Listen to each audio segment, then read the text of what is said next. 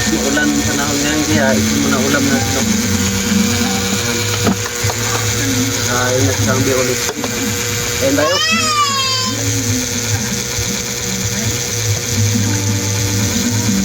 Ha? Lagyan dito. Pagpagana.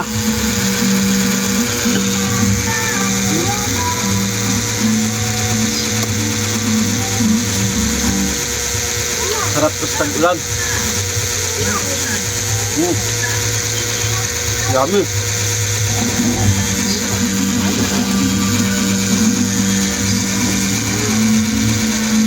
Up.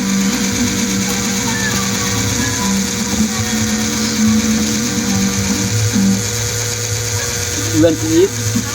You want to eat? Yummy guys. Sarap na ulan sa tag-ulan.